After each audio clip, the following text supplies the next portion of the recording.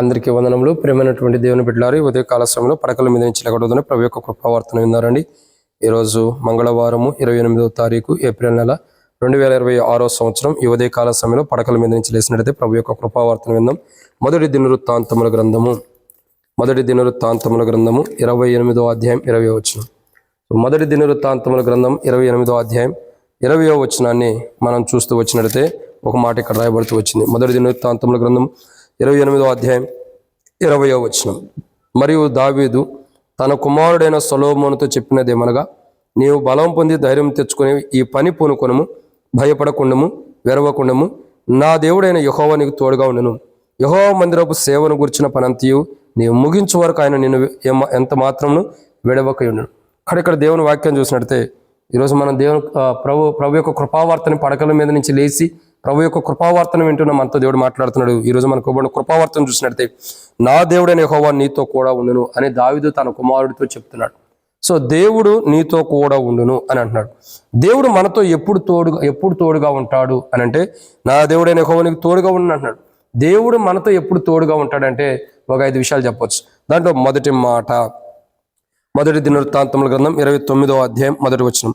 తర్వాత రాజైన దావీదు సర్వ సమాజం తెలాగు సెలవిచ్చును, దేవుడు కోరుకొనిన నా కుమారుడైన సొలొమోను ఇంకను లేత ప్రాయము గల బాలుడై ఉన్నాడు. కట్టబోవు ఆలయము మనుషునికి కాదు, దేవుడైన యెహోవాకే, గనుక ఈ పని బహు గొప్పది. కాబట్టి దేవుడు మనకు ఎప్పుడు తోడుగా ఉంటాడంటే దేవుని కొరకు మనం పనిచేసినప్పుడు. ఎప్పుడైతే దేవుని కొరకు మనం పనిచేస్తామో, ఎప్పుడైతే దేవుని పనిలో ఉండడానికి ఇష్టపడతామో, ఎప్పుడైతే దేవుని పనిలో మనం జీవించడానికి ఇష్టపడతామో, ఎప్పుడైతే దేవుని కొరకు మనం పనిచేస్తామో అప్పుడు ఖచ్చితంగా దేవుడు మనకు తోడుగా ఉంటాడు. దేవుడు మనకు తోడుగా ఉంటాడు. మనం దేవుని పని చేసినప్పుడు దేవుడు తోడుగా ఉంటాడు. మన క్రైస్తవ జీవితంలో, మన విశ్వాస జీవితంలో, మన యాత్ర జీవితంలో మనం ఎప్పుడైతే దేవుని పని చేయడానికి ఇష్టపడతామో, దేవుని పని ఎప్పుడైతే చేస్తామో అప్పుడు ఖచ్చితంగా మన పనిలో దేవుడు మనకు తోడుగా ఉంటాడు. ఇది మొదటి మాట. రెండోదిగా చూస్తున్నట్లయితే ప్రియమైన దేవుని బిడ్డలారా, దేవుడు మనకు ఎప్పుడు తోడుగా ఉంటాడు. మొదటగా దేవుని పని మనం చేస్తే, దేవుని కొరకు మనం పని చేస్తే, ఆ పని చేసినప్పుడు దేవుడు మనకు తోడుకుంటాడు, ఆ పనిలో కూడా తోడుకుంటాడు. రెండోదిగా చూసినట్లయితే రండి, మొదటి దినవృత్తాంతముల గ్రంథం 29వ అధ్యాయం 1వ వచనం. మొదటి దినవృత్తాంతముల గ్రంథం 29వ అధ్యాయం 1వ వచనంలో ఇంకో మాట రాయబడుతూ వచ్చింది. ఏమని రాయబడుతూ వచ్చిందంటే, లేత ప్రాయము గల నా బాలుడై ఉన్నాడు. కట్టబో ఆలయం మనుషునికి కాదు, దేవుడైన యెహోవా గనుక ఈ పని గొప్పది. కాబట్టి ఒక గొప్ప దైవికమైన పని మనం చేసినప్పుడు అప్పుడు ఖచ్చితంగా దేవుడు మనకు తోడుగా ఉంటాడు. ఒక గొప్ప దైవికమైన పని మనం చేయాలి. దేవుని పని చేస్తున్నామంటే, దేవుని పనిలో మనం ఉంటున్నామంటే అది గొప్పదిగా ఉండాలి. ఒక గొప్ప దైవికమైన పని మనం చేసినప్పుడు ఆ దైవికమైన గొప్ప పనిలో దేవుడు మనకు తోడుగా ఉంటాడు. మనం ఏదేదో పిచ్చి పనులు చేసుకుంటూ వెళ్తే కాదు. దేవుడు మనకు తోడుగా ఉండాలంటే దేవుని పని చేయాలి. దేవుడు మనకు తోడుగా ఎప్పుడు ఉంటాడంటే దేవుని పని చేసినప్పుడు. దేవుడు మనకు తోడుగా ఎప్పుడు ఉంటాడంటే ఒక గొప్ప దైవికమైన పని దేవుని కొరకు మనం చేసినప్పుడు దేవుడు మనకు తోడుగా ఉంటాడు. ఇది 2. మూడోగా దేవుడు మనకు ఎప్పుడు తోడుగా ఉంటాడు అని అంటే మొదటి దినవృత్తాంతముల గ్రంథం 29వ అధ్యాయం 3వ వచనం. మొదటి దినవృత్తాంతముల గ్రంథం 29వ అధ్యాయం 3వ వచనం. మరియు నా దేవుని మందిరం మీద నాకు కలిగి ఉన్న మక్కువ చేత కానీ 3వది కదండి, తండ్రికి కలిగి ఉన్న మక్కువ కలిగిన మందిరాన్ని కట్టడానికి పూనుకున్నప్పుడు, తండ్రికి కలిగి ఉన్న మక్కువైన మందిరాన్ని కట్టడానికి మనం పూనుకున్నప్పుడు తండ్రికి ఒక మక్కువ కలిగి ఉంది. తండ్రికి ఏంటంటే ఒక మక్కువతో ఉన్నాడు. ఏంటా మక్కువ? ఆశ.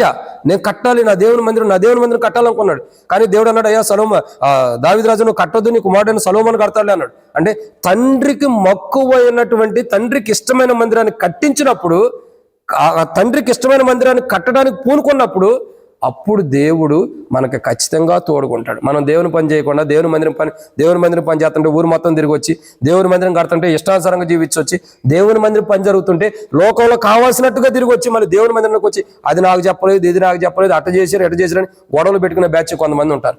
సరైన రక్షణ అనుభవం లేని వాళ్ళు. ఏదైనా కక్ష చేతనం, భేదం చేతనం దేవుని స్వార్థ ప్రకటించబడుతుందని సౌలు అంటున్నాడు. అంటే ఏదో ఒక రీతిలో దేవుని మందిరం అవుతుందని ఆలోచించరు. నేనే చేయలా, నా పేరు లేదు, మందిరం కట్టిన తర్వాత వాళ్ళ పేరు ఉండిద్ది, వీళ్ళ పేరు ఉండిద్ది. స్వార్థపూరికమైనటువంటి మనస్సు. మనం చేయాల్సిన పని ఏంటో తెలుసా? దేవుని పనిని ఆటంకపరచడం కాదు, దేవుని కొరకు పని చేయాలా, దేవుని కొరకు ఒక గొప్ప దైవికమైన పని చేయాలి. ఇంకా తండ్రికి కలిగి ఉన్న మక్కువ అంటే తండ్రి ఆశపడినటువంటి మందిరాన్ని మనం కట్టించాలి. అలా కట్టించలేనప్పుడు మన జీవితం ఎంతో దారుణంగా ఉంటుంది. ఇది మూడో మాట. నాలుగోదిగా మొదటి దినవృత్తాంతముల గ్రంథం 29వ అధ్యాయం 16వ వచనంలో ఒక మాట రాయబడుతూ వచ్చింది. ఏమనంటే, మా దేవా యెహోవా, నీ పరిశుద్ధ నామం యొక్క ఘనత కొరకు మందిరమును కట్టుటకై మేము సమకూర్చిన ఈ వస్తువు ఆదాయమును నీ వల్ల కలిగినదే, అంతయు నీదై ఉన్నది. అంటే దేవుని ఘనత కొరకు చేసే పనిలో, దేవుని ఘనత కొరకు పనిచేస్తే దేవుడు ఏదైతే ఘనత పొందుతాడో, ఏ ఘనతనైతే దేవుడు కోరుకున్నాడు, దేవుని ఘనత కొరకే మనం పనిచేసినప్పుడు ఖచ్చితంగా దేవుడు మన పనిలో మనకు తోడుగా ఉంటాడు. కాబట్టి దేవుడు మనకు ఎప్పుడు తోడుగా ఉంటాడంటే, దేవుని పని చేసేటప్పుడు, ఇంకా ఒక గొప్ప దైవికమైన పని చేసినప్పుడు, ఇంకా తండ్రికి కలిగి ఉన్న మక్కు, అంటే తండ్రి కలిగి ఉన్న ఆశతో కూడిన మందిరాన్ని కట్టించడానికి పూనుకున్నప్పుడు, ఇంకా దేవుని ఘనత కొరకు పని చేసినప్పుడు, అంటే మన ఘనత చూసుకోకూడదు, మన ఘనత ఎప్పుడు కూడా చూసుకోవాలి. చాలా మంది యొక్క జీవితాలు చూసినట్టు తమ ఘనతను చూసుకుంటారు, తమ మీద ఘనపరచడానికి చూసుకుంటారు. దేవుని మందిరంలో పనిచేస్తే, దేవుని మందిరంలో ఏదైనా కార్యం చేస్తే, దేవుని మందిరం మీద పనిచేసినప్పుడు తమను తాము ఘనపరచాలని చూస్తారు, తమ ఘనతను చూసుకుంటారు. ఎప్పుడైతే మనం ఘనతను చూసుకుంటామో, మన ఘనతను మనం ఎప్పుడైతే చూసుకుంటామో, అప్పుడు ఖచ్చితంగా దేవుడు మనకు తోడుకుంటాడు. దేవుని ఘనత కొరకు మనం పనిచేస్తే, దేవుని ఘనత కొరకు మనం దేవుని మహిమార్థమే పనిచేసినప్పుడు దేవుడు ఖచ్చితంగా మనకు తోడుకుంటాడు. ఇది నాలుగో మాట.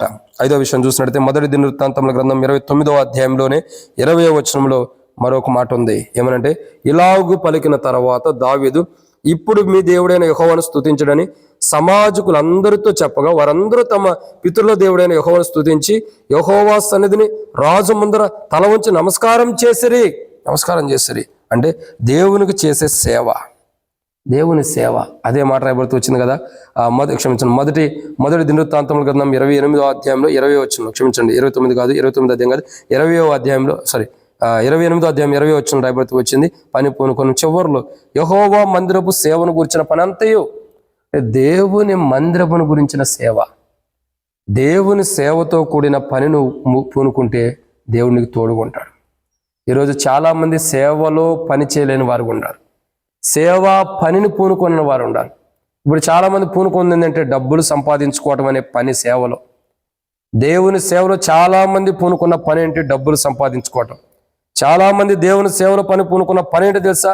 యూట్యూబ్లో, వాట్సాప్లో ఆయా రకాల పిచ్చి వ్రాతలన్నీ పెట్టుకుని డబ్బులు సంపాదించడం. దేవుని పనిలో, సేవలో మనుషులు డబ్బులు సంపాదించుకోవడానికి బ్యాంక్ అకౌంట్లని, ఫోన్పేలని, ఇయ్యని స్కాన్లని, అయ్యని పంపి ప్రజల దగ్గర డబ్బులు దోసుకునే పనిలో ఉన్నారు తప్పక సేవా పనిలో లేడు. ఎవరూ లేరు, చాలా మంది లేరు. ఎవరు లేరంటే అందరూ కాదు, మీ కొందరు డబ్బు మీద వ్యామోహంతో డబ్బు సంపాదించుకోవడానికే పనిలో, దేవుని పనిలో ఉన్నారు చాలా మంది. కానీ దేవుడు మనకు అప్పచెప్పిన పని, దేవుడు మనకు అప్పచెప్పిన సేవా పని చాలా ఉత్తమమైనది. ఎందరికో లేని ధన్యత, ఎందరికో దొరకనంత ధన్యత దేవుడు తన సేవలో మనకు పనినిచ్చాడు. తన ద్రాక్షావనంలో పనిచ్చాడు, తన ద్రాక్ష తోటలో పనిచ్చాడు. ఇది ఎందరికో లేని ధన్యత, సేవా జీవితం. ఈ సేవా జీవితాన్ని మనం కలిగి ఉన్నప్పుడు ఆత్మల భారం, సువార్త, పరిచర్య, మందిరం కట్టడమా, ఇంకా వాక్యం బోధించడమా, ఏది అనేకుని దేవుని రాజ్యాన్ని సిద్ధపరచడమా, ఏ భారం మన మీద దేవుడు పెట్టాడో ఆ భారాన్ని మనం చేయాలి. అది కలిగి ఉండాలి, అంతే తప్ప డబ్బు సంపాదన కొరకు కాదు. ఈ లోకంలో ఎవరైతే డబ్బు సంపాదించుకోవడానికి దేవుడు అప్పగించిన సేవా పనిని పక్కన పెట్టి డబ్బుకు సంపాదించుకోవడానికి ప్రయత్నం ప్రాకులాడతారు, వారు ఖచ్చితంగా వారితో దేవుడు ఉండడు. కానీ ఉన్నట్టుగా అనిపించింది కానీ ఉండడు. దేవుడు ఎప్పుడో సౌలుని విడిచిపెట్టేసిన తర్వాత 38 సంవత్సరాలకు సౌలు తెలిసింది దేవుడు నన్ను విడిచిపెట్టాడు. ఈరోజు సేవా పనిలో ఎవరైతే డబ్బు అని వ్యామోహం కలిగి డబ్బు సంపాదించుకోవడానికి పరిగెడుతున్నారు, దేవుని సేవని విడిచిపెట్టారు. రక్షణ, ఆత్మల భారం, ఆత్మను సంపాదించి దేవుని రాజ్యానికి తీసుకెళ్ళాలి, ప్రభు అక్కడ సమీపిస్తుంది, త్వరగా ఉంది, ప్రభు అక్కడ సమీపిస్తుంది, అనేకులు సమకూర్చి దేవుని రాజ్యాన్ని తీసుకెళ్లాలని ఆత్మల భారం లేకుండా సంఘంలో ధనం సంపాదించుకోవడానికి ఎవరైతే ప్రయత్నిస్తున్నారో అటువంటి వారందరూ కూడా దేవుని పనిని విడిచిపెట్టినట్టే. దేవుని పనిని విడిచిపెట్టిన వారితో దేవుడు ఎప్పుడు తోడుకుండు. ఎప్పుడైతే దేవుని పని కొరకై ధనాన్ని, ఆస్తిని కూడా కాదనుకుని దేవుని సేవలు అనేకమైన ఆత్మలు దేవుని కొరకు సిద్ధపరచాలని ప్రయాసపడతాము, వారిని ఖచ్చితంగా వారితో దేవుడు తోడుకుంటాడు. ఈరోజు ప్రియ సోదరుడు సోదరి, దేవుడు మనతో తోడుకున్నాడా లేదన్నది మనకు అర్థమైపోయింది. ఎందుకంటే మనం దేవుని కొరకు పనిచేస్తే, ఒక గొప్ప దైవికమైన పని చేస్తే, ఇంకా తండ్రికి కలిగిన మొక్కు, అంటే తండ్రి కోరుకున్న ఆశ ప్రకారం మందిరం కట్టుకోవడం కాదు, కడతాని పని పూనుకుంటే, దేవుని ఘనత కొరకు మనం పనిచేస్తే, ఇంకా దేవుని సేవ డబ్బు కోసం కాకుండా ఆత్మల భారం కొరకు దేవుడు నాకు అప్పచెప్పాడని బాధ్యత ద్రాక్షావనంలో ఆ పని నువ్వు చేసినప్పుడు దేవుడు ఖచ్చితంగా నీకు తోడుకుంటాడు. అదే దావీదు రాజు సొలొమోనుతో చెబుతున్నాడు, అయ్యా నువ్వు ఎటబడితే అంటున్నావు కాదు, దేవుడు నీకు తోడుగా ఉండాలంటే నువ్వు ఉండాల్సిన జాగ్రత్తలు ఉన్నాయి. సో ఇలాంటి జీవితం కలిగి ఉంటే దేవుడు నీకు తోడుకుంటాడు. మన జీవితంలో కూడా ఏదైనా మందిరం పని చేస్తున్నా, ఏదైనా నూతన మందిరం కడుతున్నా, ఇంకేదైనా పనులు చేస్తున్నా, దేవుడు నీతో ఉండాలంటే ఈ 500 అనుభవం కలిగిన పనులు మనలో ఉండాలి. ఇలాంటి అనుభవం ఉంటేనే దేవుడు మనతో ఉంటాడు. మనం పిచ్చి పిచ్చి పనులు చేస్తే దేవుడు మనకు తోడు ఉంటాడు. కానీ అలాంటి అనుభవాలు కాకుండా మంచి అనుభవం, దేవుడు ఇష్టపడిన పని మనం చేయనట్లు, దేవుడు మనకు తోడుగా ఉండే లాంటి జీవితాన్ని మనం జీవించినట్లు ప్రభు మన సాయం చేయను గాక ప్రార్థన. మమ్మల్ని మిక్కిలిగా ఎక్కువగా ప్రేమించిన ప్రియ పరలోకపు తండ్రి వందనాలు. విత్తబడిన మాటకు మీరు కడిఫలింప చేయండి. మేము మీలో నమ్మకార్థమైన సాక్ష్య జీవితాన్ని మేము కలిగి ఉన్నట్లు ప్రభా, మీ పనిలో నమ్మకంగా మీరు మాకు తోడుగా ఉండాలంటే ప్రభా, మేము దైవికమైన పని చేయాలా, దేవుని పని చేయాలా తండ్రి, మంచి పనులు చేస్తూ ఉండాలా, అంటే మీ పని చేయాలా ప్రభా. అంత మక్కువతో ఆశతో తండ్రి ఆశ కలిగిన మందిరాన్ని పని పూనుకోవాలి కట్టడానికి కొరకై ప్రభా, మా జీవితాలు అన్నీ మీ కొరకై నమ్మకంగా ఉండాలి. అట్లాగే ప్రభా, మేము మీ పనిలోనే ఉంటూ, మీ పనిలో నుండి బయటకు వెళ్ళిపోయి డబ్బు మీద వ్యామోహం కలిగి మీ పనిని విడిచిపెట్టుకోకుండా, మీ పనిలో విడిచిపెట్టిన వారు సరిదిద్దండి. మీ పనిలో ఉన్న మేము డబ్బు మీద ఆశ కలిగి వెళ్ళకోకుండా మీ యందు ఆశ కలిగి ముందులో జీవించారుగా స్థిరపరచమని యేసు ప్రభు నామములో ప్రార్థన చేస్తున్నాను తండ్రి. ఆమేన్. ప్రేమ దేవుని బిడ్డలారా, అందరికీ మన ప్రభువైన యేసుక్రీస్తు నామములో శుభవందనములు. క్రైస్తవ